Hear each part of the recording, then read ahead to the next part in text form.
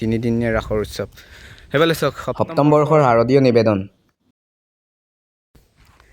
আপোনাৰ 4, 5, 6 নৱেম্বৰ 2025 স্থান মাজুলী মহাবিদ্যালয় খেলপথাৰ দৰিয়া দুবিপাৰত আৰু প্ৰৱেশ পত্ৰ বিনামূলীয়া মানে বিনামূলীয়া হ'ব আৰু ৰাসপ্ৰেমী ৰাইজৰ সহযোগিতা আৰু উপস্থিত অন্ত্ৰীৰ বাবে কামনা কৰা হ'ল। চাওক ইয়াতে অনুষ্ঠিত হ'ব 4, 5, 6 নৱেম্বৰ ৰাস আৰু আমি চাপা কৰিম বলক।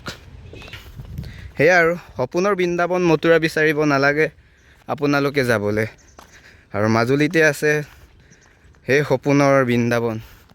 চাওক আহক 4, 5, 6 নৱেম্বৰ তাৰিখে আহক সপোনৰ বৃন্দাবন মাজুলীতে পাব আপোনালোকে। সেয়া ধুনীয়াকৈ বনাই থৈছে।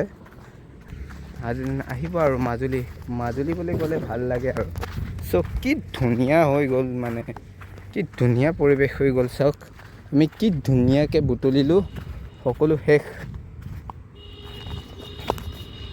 ইয়াত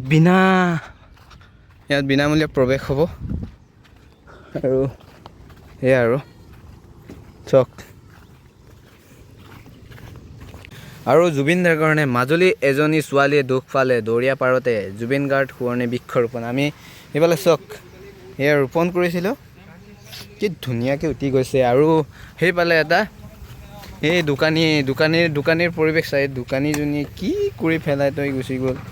চাওক এইফালে চাওক আৰু এইফালে চাওক আমাৰ কমিটিয়ে ধুনীয়াকৈ কি সুন্দৰভাৱে উঠি গৈছে। চাওক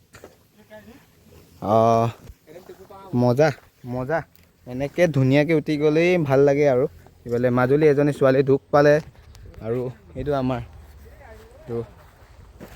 চাওক